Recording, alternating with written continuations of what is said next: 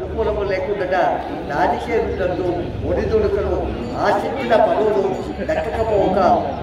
దక్కకపోకుండా కొన్ని ఊహించని సంఘటనలు ఎదురకుండా నూతన వ్యక్తులను జాగ్రత్త అవసరము ప్రలోభనలు ఇది వీరిన ఆత్మవిశ్వాసం వల్ల పనులు చెడిపోవుట, చిల్లర తయారాలు ఎక్కువగా, కోపము అధికము, మానసిక చింతన, ఎవరిని తక్కువ అంచనా లేదు, చేయకూడలేదు, ఒత్తిడి ప్రభావితము, చేయవలను అక్రమాయి వస్తువులు కాకుండా ఎలాంటి ఫ్యాక్టరీలు వివాదం వల్ల తెలియక చేసిన పనులు వల్ల ఏ పని చేసినా బాగా ఆలోచించి చేయాలి. దుబారా తిరుగు ప్రయాణము, అగత్యములు, పొట్టు, వ్యాపారంలో మోసము, ఉద్యోగ మార్పులు, నమ్మిన వాళ్ళ వల్ల నష్టపోయే అవకాశాలు కలగదు. ఎక్కువ బిడ్డలు రాష్ట్రంలో దూరం అయిపోతారు.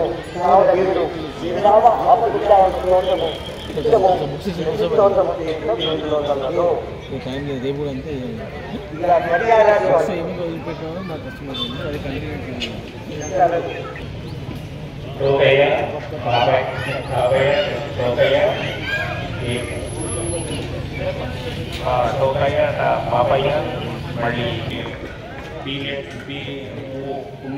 పుండరీకం షణ్ముఖుడు అన్న అక్కయ్య పెద్దయ్య ఓచయ్య ఇవన్నీ పేర్లు కూడాను కన్యా రాశిలోకి వస్తున్నాయి. ఈ రాశి వారికి గురువు 10వ స్థానంలో ఉండడం వల్ల వృత్తులందు లాభాలు, అన్ని రంగాల్లో వారికి లాభము, ఇంటి అందు వివాహాలు, కార్యాచరణ, గృహ నిర్మాణము, విందు భోజనాలు, అనుకోకుండా బంధువుల దాకా విద్యార్థుల్లో ప్రథమ శ్రేణుల్లో ఉత్తీర్ణత మొదలైనటువంటి శుభ ఫలితాలు లభిస్తున్నాయి. ఈ రాశి వారికి 7వ స్థానంలో శని వల్ల ఏదో రకమైన టెన్షన్ పడ్డ, ప్రయోజనం లేని ఉద్యోగాలు చేయుట, రోజువారీ ప్రయాణంలో జాగ్రత్త అవసరము, పొత్తు వ్యాపారాలు మోసం జరిగే అవకాశం ఉంది, అమెరికాలో నష్టపోయే అవకాశం ఉంది. కఠిన నిర్ణయాలు తీసుకోకండి. కొన్ని ఆచరణ సాధ్యం కాదు. మానసిక చింతన, పరిచయం లేని వ్యక్తులతో నమ్మరాదు. ఏ పని చేసినా బాగా ఆలోచించి చేయాలి. ఈ శని వ్యవహార హోమాలు చేసి శ్రీరామ కన్యా రాశి వారికి శుభ ఫలితాలు వస్తాయి. తులారాశికి రాముడు, రిపుంజయ రెడ్డి, రుక్మయ్య, రేవంత్ రెడ్డి, రోహిత్ రెడ్డి, తర్వాత తమ్మయ్య, తర్వాత తిమ్మరుసు, తర్వాత తుకారావు, తర్వాత తేమయ్య మొదలైన పేర్లు ఉన్నటువంటి వాళ్ళు ఎవరైతే ఉన్నారో ఈ రాశి వారికి 6వ ఇంట గురువు ఉన్నాడు. ఈయన గురువు సంచారము మన అంతా శుభయోగని దర్శన కార్యాలన్నీ నెరవేరుతాయి. వారికి ఇంటి యందు పండగ వాతావరణం ఉంటుంది. ఈ రాశి వారికి మీ మంచితనాన్ని చూసి చాలా మంది మిమ్మల్ని ఆశ్రయించి ఉంటారు. సకాలంలో సందర్భాన్ని నుంచి మంచి నిర్ణయాలు తీసుకోండి. మంచి ఆరోగ్యము, మంచి సంతోషము, పనుల ఒత్తిడి ఉన్నా కూడా, చికాకులు ఉన్నా కూడా ఆభరణాలకు విపరీతంగా డబ్బు ఖర్చు తీసుకుంటారు. మీకు అపరిచయం నిర్వహించే అవకాశం ఉంది. మీ గృహి కూడా పెరుగుతుంది. మీకు శని 9వ స్థానంలో ఉండడం వల్ల అనుకూలంగా ఉన్నాడు. మీకంటూ సానుభూతి వర్గాన్ని మీరు ఏర్పరచుకోగలుగుతారు. కాబట్టి తులారాశి వారికి ఈ సంవత్సరం అంతా మంచిగానే ఉంది. తదుపరి రాశి వృశ్చిక రాశి. తోటయ్య, నారాయణ, నీరజాక్షుడు, నూకయ్య, నేమయ్య, నోమయ్య, యాదయ్య, ఈశ్వరుడు, యుగంధరుడు వీళ్ళందరూ కూడా వృశ్చిక రాశి కిందికి వస్తున్నారు. ఈ రాశి వారికి ఆదాయం 2 వస్తుంది, వ్యయం 14 వస్తుందండి. ఈ రాశి వారికి గురువేమో 8వ స్థానంలో ఉంటున్నాడు, శనిమో 5వ స్థానంలో ఉంటున్నాడు. మిశ్రమ ఫలితాలు ఉంటాయి. ఎందుకంటే శని అనుకూలంగా ఉంటాడు, గురువు అననుకూలంగా ఉంటాడు. కాబట్టి మిశ్రమ ఫలితాలు ఉంటాయి. ఈ రాశి వారి ఇంటి వివాహాల శుభకార్యాలు చేయడం వల్ల అధికమైన ఖర్చులు కలుగుతాయి. బంధుమిత్ర సమాగమనం కలుగుతుంది. న్యాయ వృత్తి కల వారికి కొన్ని ఒడిదుడుకులు వస్తాయి. చిల్లర తగాదాలు ఎక్కువ అవుతాయి. తీర్థయాత్రలు చేసే అవకాశాలు ఉంటాయి. మాట ధోరణిని బాగా నిర్ణయించుకున్నాలి. మీ ఈ రాశి వారు సుందరాకాండ పారాయణం చేయించి ప్రతినిత్యం నవగ్రహ స్తోత్ర పారాయణం చేసుకున్నా మేలు కలుగుతుంది. ధనుర్రాశి వారికి ఏకయ్య, ఆదయ్య, బాలయ్య, బింబాలుడు, భూషణము, ధామయ్య, భాస్కరుడు, దామోదరుడు, దేవయ్య ఇలాంటి పేర్లు అక్షరాలు ఉన్నటువంటి వాళ్ళకి ధనురాశి కిందకి వర్తిస్తారు. వీళ్ళకి ఆదాయం వచ్చి 5, వ్యయం వచ్చి 5, 2 సమానంగా ఉంది ధనురాశి వారికి. ఈ రాశి వారికి గురువు 7వ స్థానంలో ఉండడం వల్ల ఇంటి యందు వివాహ శుభకార్యాలు అనుకూలమైన పరిస్థితులు ఉంటాయి. కానీ వత్సరాంతంలో శని ఉండడం వల్ల మనస్సు యందు భయం, ప్రయాణ ఆటంకాలు మొదలైనటువంటి కలుగుతాయి. ఈ శనివారి రాశి వారు మధ్యవర్తిత్వంతో కూడినటువంటి పనులు మాత్రం చెయ్యకూడదు. పరిచయం లేని వ్యక్తులను నమ్మరాదు. పెద్దల మాట వినకపోవడం అనేటువంటిది వీళ్ళకు నష్టాన్ని చేకూరుస్తుంది. వ్యర్థ సంచారము, మితిమీరిన ఆత్మవిశ్వాసం వల్ల కూడా వీళ్ళు నష్టపోతారు. వీళ్ళు శ్రీరామ ఆపదుద్ధార స్తోత్రం ప్రతినిత్యం పఠించడం వలన శుభం కలుగుతుంది. మకర రాశి అక్షరాలు వచ్చి భోజయ్య, జానయ్య, జితేందర్, ఖండయ్య, గీర్వాణి ఇట్లాంటి పేర్లు ఉన్నటువంటి అక్షరాలు మొదలుగా ఉన్నటువంటి పేర్లతో ఉన్నవాడు మకర రాశి కిందికి వస్తారు. వీళ్ళ ఆదాయం 8, వ్యయం 14గా ఉంది. ఈ రాశి వారికి తృతీయ స్థానంలో శని, షష్టమ స్థానంలో గురువు ఉండడం వల్ల మిశ్రమ ఫలితాలు లభిస్తున్నాయి.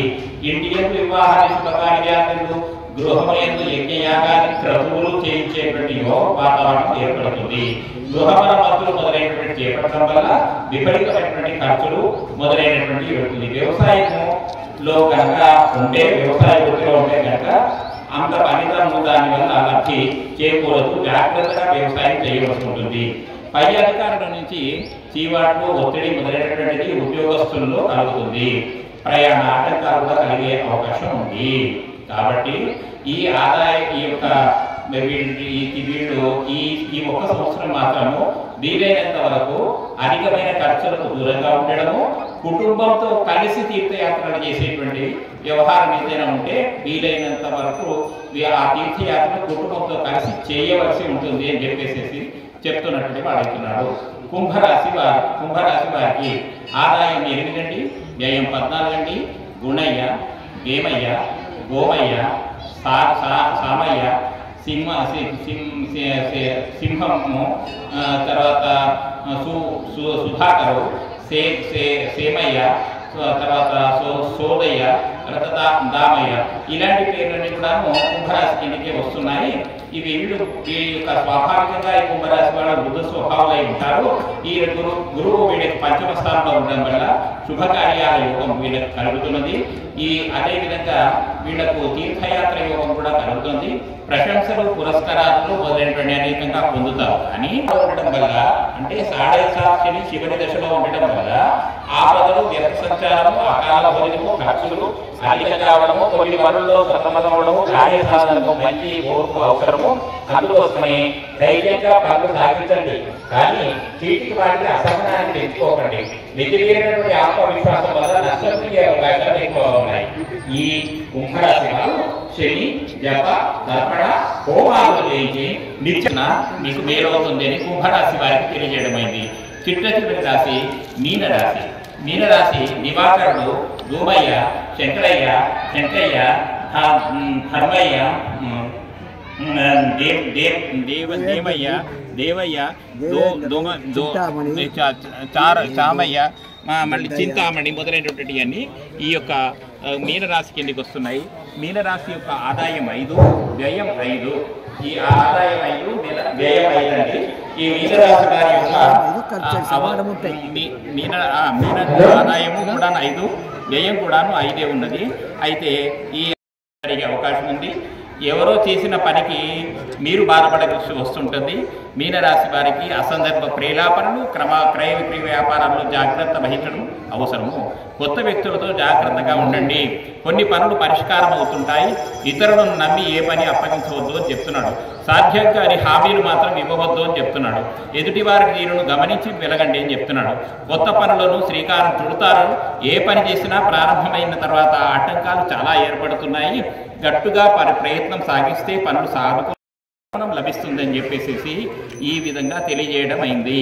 स्वस्ति स्वस्ति प्रजाभ्यः परिपालयन्तां न्यायेन मार्गेण महिषां गोब्राह्मणेभ्यः शुभमस्तु नित्यं लोकाः समस्ताः सुखिनो भवन्तु काले वर्षतु पर्जन्या पृथिवी सञ्चारिणी देशोऽयं क्षोभरहितः ब्राह्मणाः सन्तु निर्भयः अपुत्रिणः पुत्रिणः सन्तु पुत्रिणः पौत्रिणः सदा सदनः सन्तु जीवन्तु शरदां शतम् धर्मस्य विजयोस्तु अधर्मस्य नाशोस्तु प्राणिनां सद्भावस्तु सर्वे जना सुखिनो भवन्तु विश्वस्य कल्याणमस्तु हर पार्वती पते हर हर महादेव भोलेनाथ भगवान की जय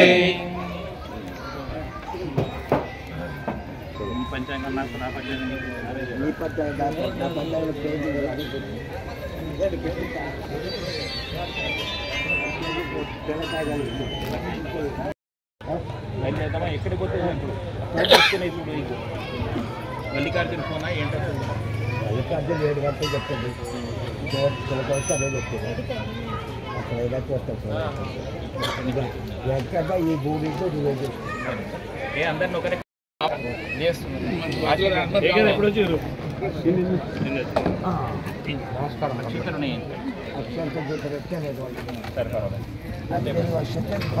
आदित्यायरवतेजो भव